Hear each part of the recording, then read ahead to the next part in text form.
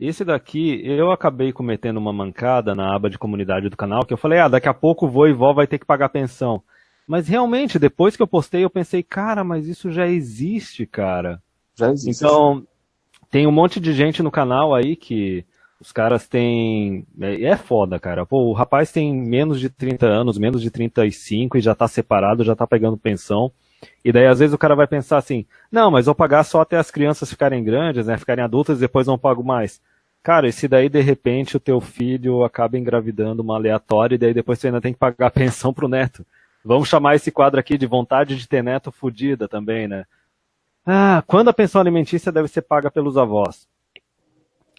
A obrigação alimentar está imputada geneticamente aos pais, podendo, contudo, ser transmitida aos avós em caráter subsidiário e complementar quando aferido que os genitores não estão em condições de satisfazê-la. Agora, a minha dúvida aqui, no caso, é o seguinte, eu não sei se vocês vão poder esclarecer. Essa pensão para avô e vó é sempre só pro pai e a mãe do marido, né? Nunca vai pro da esposa. Ou vai? A gente sabe que as estatísticas brasileiras, 85% das vezes, em caso de divórcio, os filhos ficam com a mãe. Sim. Eu fiz questão de colocar algumas vezes, coloquei no site, coloquei na página, para tentar conscientizar as pessoas de que a versão feminista é de que isso de o filho ficar com as mães é uma criação do patriarcado. Só Aham. que é exatamente o contrário. Os homens tinham, até o final do século XIX, Isso. eles tinham o que nós chamávamos, e isso é uma expressão que não sumiu há tanto tempo assim, qualquer pessoa, até mais jovem do que eu já tô descendo a carobeira, vai se lembrar disso, é que o pátrio e o poder. Os Hum. homens ficavam preferencialmente, o divórcio não era bem visto e não era bem aceito na justiça, porque eles tinham essa visão moralista de que a família deveria se manter. Né? Hoje é o contrário, hoje a família deve se manter. O homem é que deve se fuder. A família é uma família uniparental, a mulher só e o homem tchau. Mas então, naquela época, os homens tinham, as mulheres não eram desprovidas de direitos, mas alguns direitos a menos, elas de fato tinham legais, porque os homens tinham esses direitos e eles tinham as responsabilidades Exato. correspondentes. Então, o cara ficava com a pensão, porque ele era o provedor, né, ele era tido como uma obrigação masculina, Ele mas ficava com a ele também guarda, né, no tinha, caso. ele ficava também com a guarda. Por causa da mobilização feminista no final do século XIX, antes do século XX, se criou a doutrina dos primeiros anos, a Tender Years Doctrine, Isso. como a gente chama em inglês, que foi justamente na Inglaterra que isso foi criado, e se espalhou, a partir do momento que foi aprovado lá, essa doutrina jurídica de que as crianças são da mãe, isso se espalhou para o Ocidente todo e chegou aqui no Brasil. Simplesmente se tornou uma prática padrão. Se em caso de divórcio, em caso de separação, os filhos ficam com a mãe porque eles precisam da mãe. Eles não precisam do pai, eles precisam do dinheiro do pai. O pai é o provedor. Então a gente pode deixar o pai de lado, mas a mãe não. Né? Teve toda uma campanha, mulheres chorando, que elas estavam sendo alienadas, elas estavam sofrendo alienação parental, porque de repente elas resolviam acabar o casamento, e se uma mulher resolve acabar o casamento, ela está sempre em razão, É. certo? Ela não quer que ela se sacrifique. Não, Se você quiser que uma mulher continue no casamento, certamente é um estupro isso aí, né? Qualquer coisa é estupro.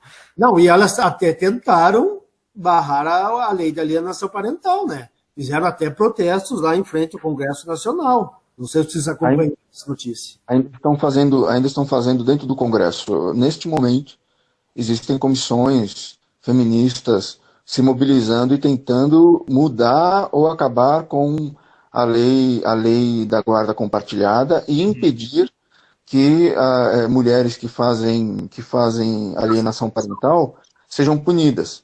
E nós temos a nossa direitista conservadora, que ela, nesse caso, ela nem diz que ela é antifeminista, ela diz que ela é feminista, a Janaína Pascoal, aqui de São Paulo. Ela quer acabar com a lei da guarda compartilhada. A pastora feminazi a gente nem fala, né? Porque a pastora feminazi é muito feminazi, é muito louca e é muito feminazi. Ó, então, provavelmente nessa interpretação aqui, como a guarda da criança vai acabar indo para a mulher, então se o cara não tiver condições de pagar a pensão, os pais dele é que vão ter que pagar. Então vai cair sempre sobre os avós paternos. Ó, Tá, mas tem uma lei aqui que eu achei agora, do dia 1º de abril, de um projeto que proíbe prisão de avós por dívidas de pensão aos netos. Isso é o mínimo, né? É um projeto de lei. PDT. É um projeto de lei, Santo. Digo, não sei se... É um projeto de lei. Eles estão querendo impedir isso. Mas ainda não passou. É apenas um projeto. É uma proposta.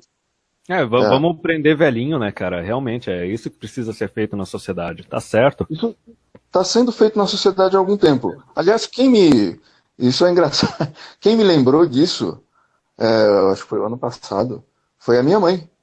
Eu estava tendo um relacionamento com uma mulher e eu comentei com a minha mãe que essa mulher estava fazendo um truque comigo, que é o Castelo nas Nuvens.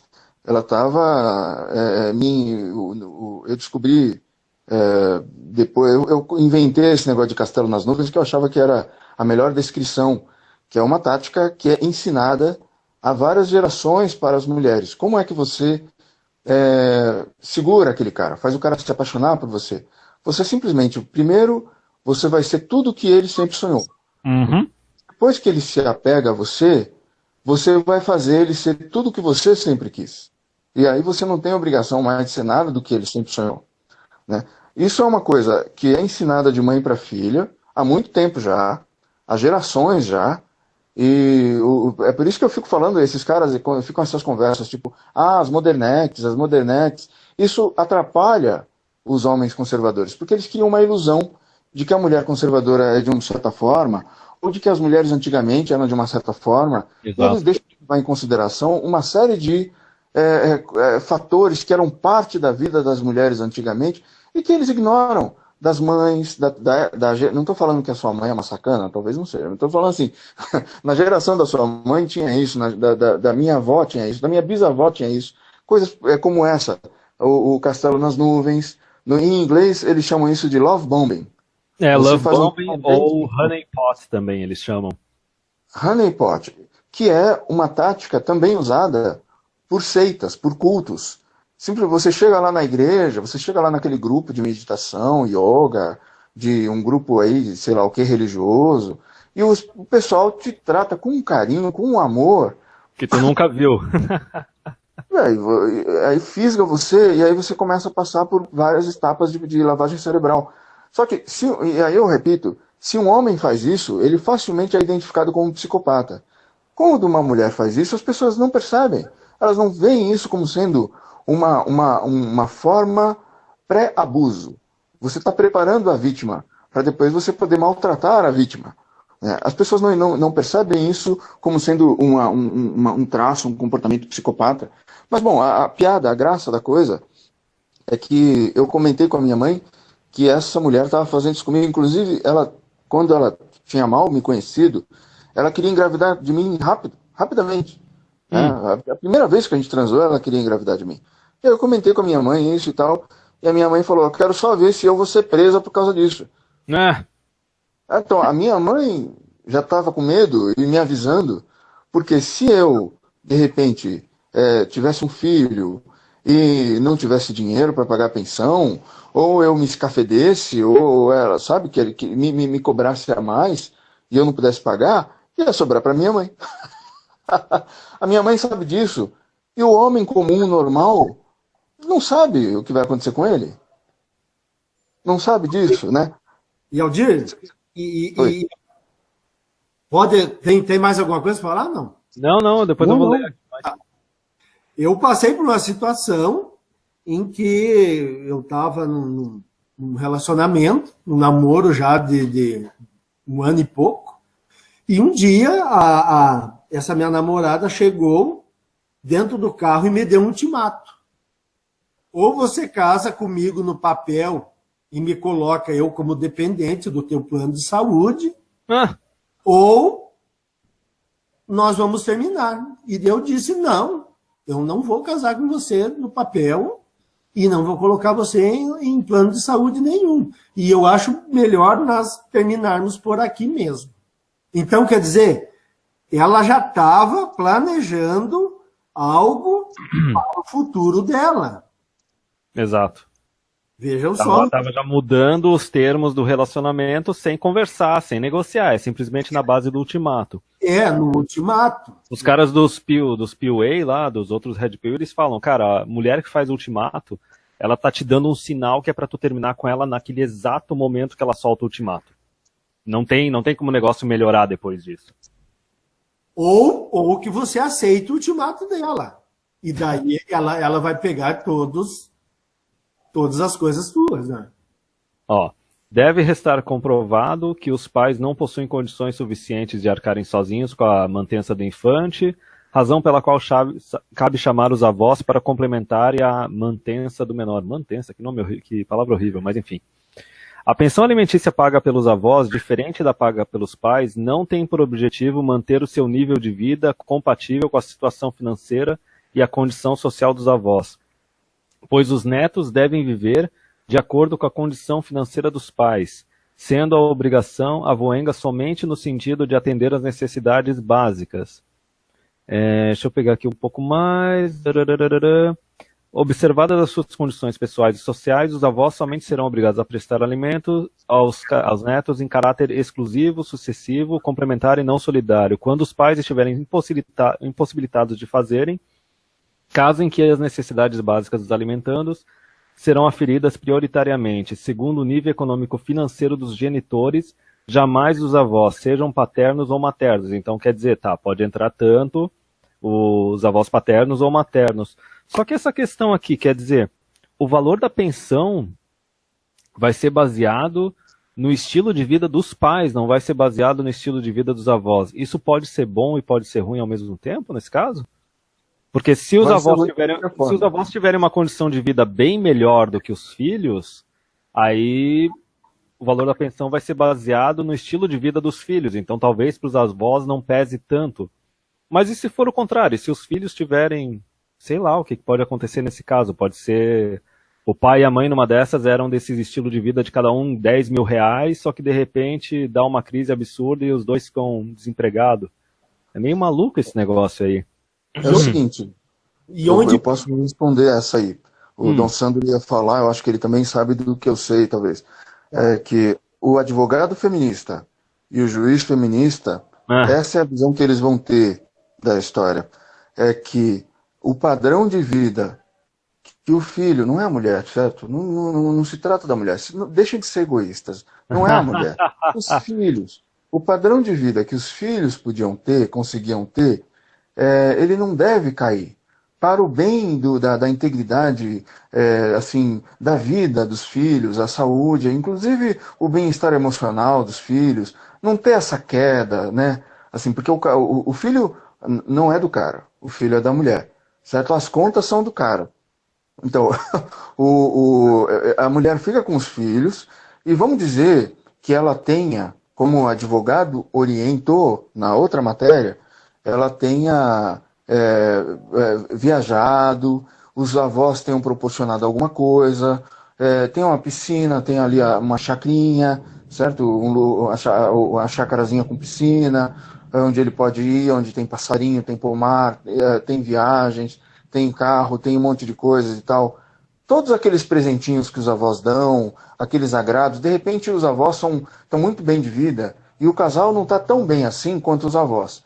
A ideia é que os filhos não tenham uma queda no padrão de vida, que eles possam ter as mesmas coisas, o máximo possível, aquelas mesmas coisas.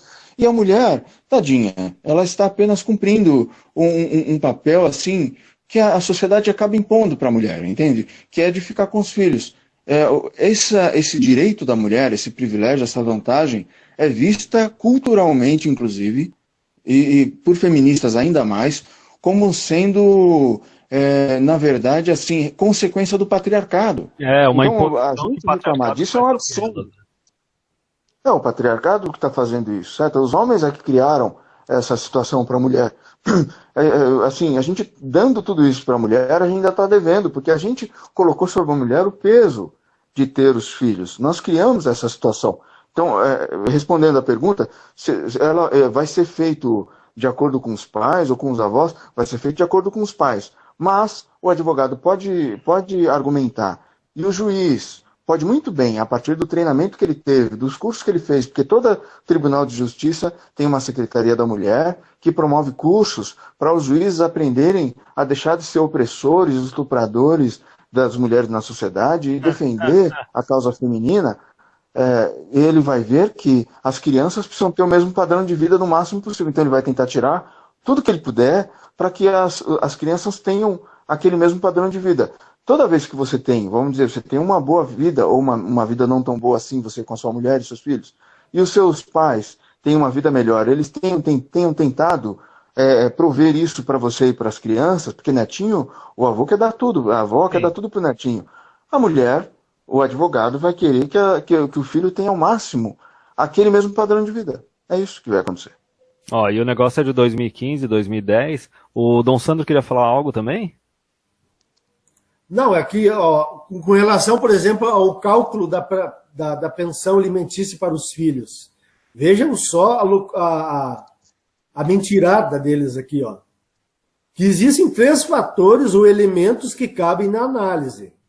Quais sejam possibilidade, necessidade e razoabilidade.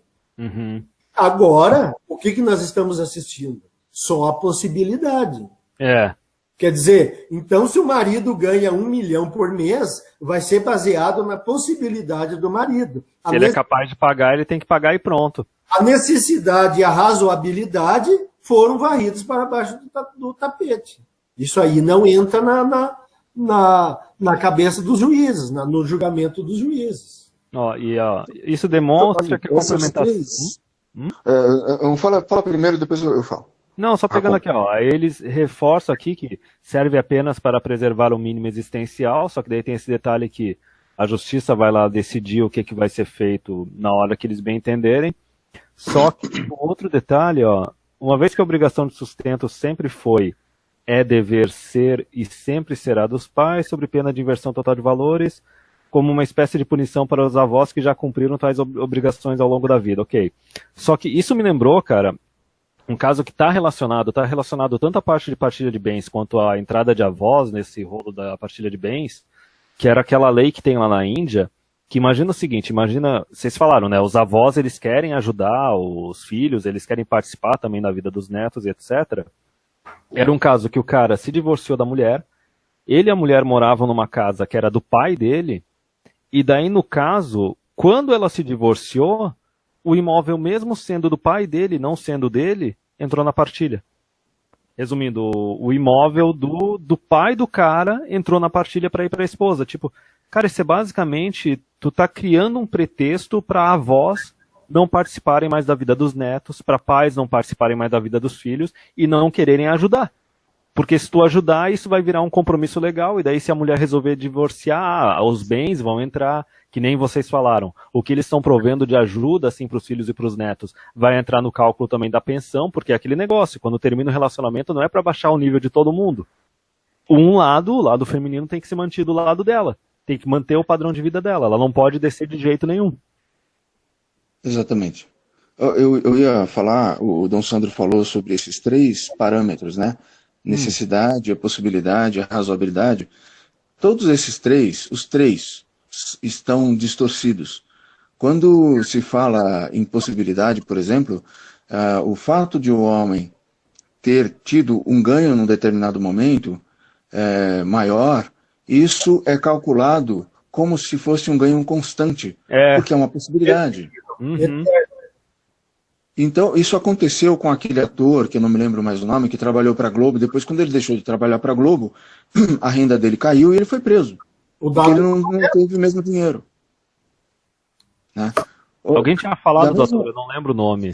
O Dado Dolabella foi o caso. Foi o último caso. Antes dele teve um outro, que o cara, saiu até uma foto dele na cadeia, com aquela cara assim de cachorro perdido na cadeia, né? Não estava perdido na chuva. Estava lá no meio dos detentos, na delegacia, preso numa delegacia, e todo mundo sabia, era óbvio, ele estava trabalhando na Globo e ele tinha saído da Globo. É evidente que ele não tinha aquele contrato mais, não tinha aquele dinheiro mais, mas a ordem de prisão já tinha sido expedida e teve que ser cumprida. E aí ele teve que se virar um mês, o tempo que foi preciso para reverter aquilo ali, porque está tudo voltado contra o homem. O homem é pressuposto um sacana, um cara, um calhorda, um irresponsável, um cara que tem todas as vantagens. Existe um princípio jurídico que a gente chama de princípio pro misere, que é a favor do mais despossuído. Então a justiça, ela é tendenciosa em alguns casos, como é o caso da justiça trabalhista. Você tem um empregado ou uma empregada na sua loja, na sua casa, no seu trabalho, e você, em algum momento, você dá uma ajuda para a pessoa. Tem alguma coisa que você quer dar de presente.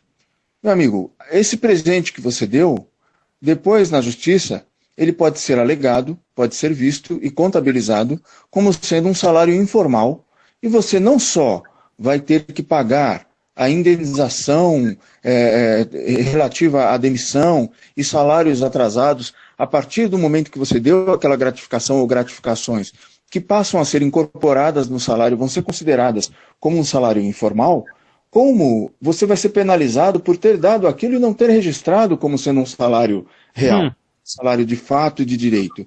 Então, isso é uma coisa que acontece com os homens também. Eles chegam na justiça, eles são tratados na justiça de família, nas varas de família, e se for em vara de proteção de violência contra a mulher, pior ainda, porque além dele ser visto como um cara que chegando já está errado, como se ele fosse, o equivalente à justiça do trabalho, se ele fosse um empresário e a mulher fosse a empregada, Sim. ele também, na justiça penal é pior ainda, porque ele é presumido culpado numa situação penal. É muito mais grave, porque aí ele não pede só o patrimônio, ele é preso. Ou pior, né?